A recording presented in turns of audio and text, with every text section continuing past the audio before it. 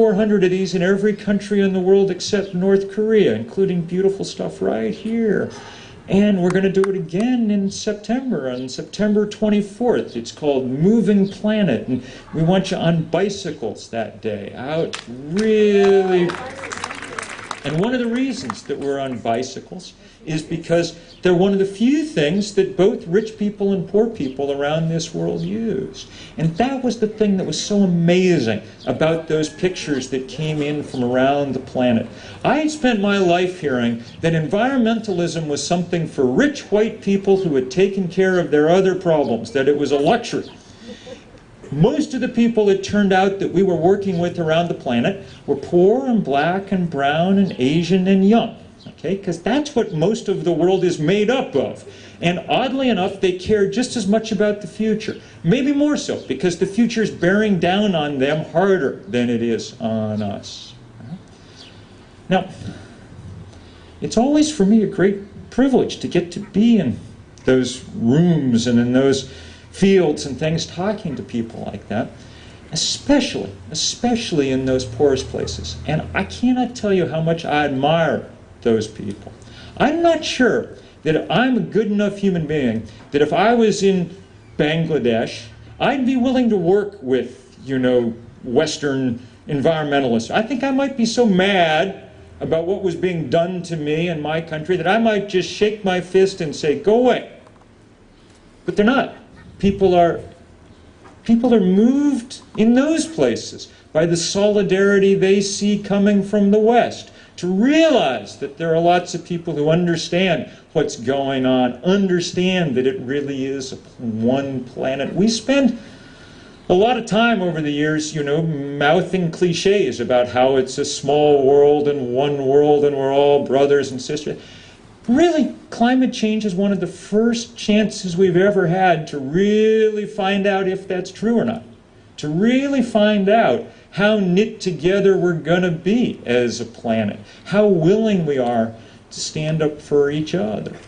So the only thing I'm going to say to you, you guys are going to do, it's going to be a great fight and a wonderful one, and it's going to be going on. I mean, I think tomorrow evening, right, there's a chance to sit with the mayor and talk about this, and there'll be many more hearings, and you'll need to figure out ways to support, resources and other people to keep them strong and fighting, and you'll need to keep fighting, because there will be times when it gets sort of boring, or it'll seem like you're going to lose, or that the forces on the other side are too big and too strong and whatever else. I have no doubt, though, that in the end you will win, and I hope that when you do, one of the things you feel really good about is protecting not only this place, but helping to protect so many other places. Helping to really do something of great practical significance for people all over the planet. Just by accident, you guys ended up in a really important place. And there are no set of people, I think, that I'd rather have entrusting that duty to than y'all. I know that you'll figure out how to do it, and I thank you in advance. Thank you all very much.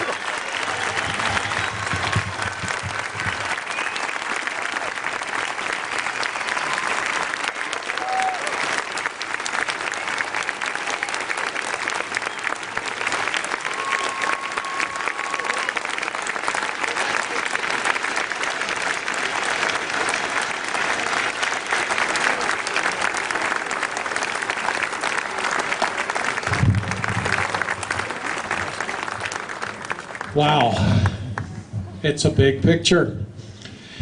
And so often I know when I hear speakers like Bill and it's a big picture, I go, oh my God, it's so big. What can I do? Well, luckily, we can do something. Too loud? Too loud? Whoa.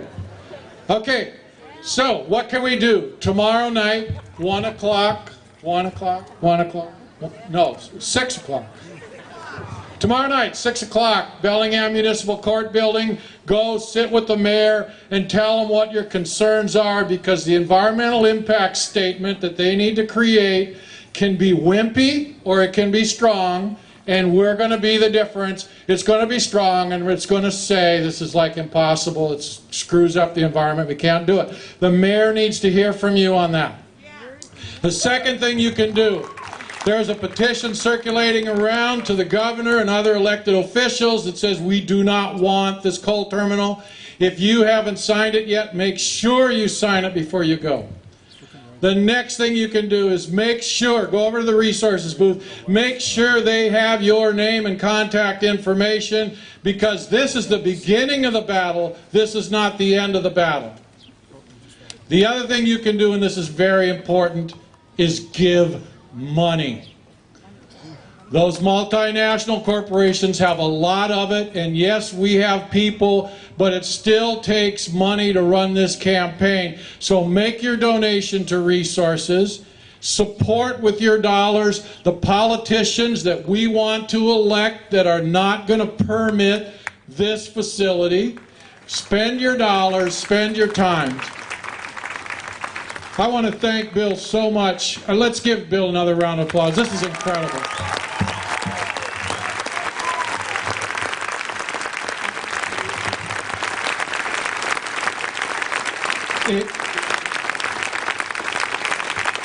If you were here earlier, you heard me talk about the NIMBY, not in my backyard. And as Bill said, that's important, but the context that he put it in, it just moves your soul. How important this fight is, not just for us, but for the planet and for the world. And I know you all care about that, or you wouldn't be here today. So, everybody raise your right hand. I pledge to stand up for my community, to speak out for what I want. Thank you very much. Now there's an old Irish saying that says, stand up to be seen, speak out to be heard, and sit down to be appreciated. So that's what I'm going to do. Thank you very much.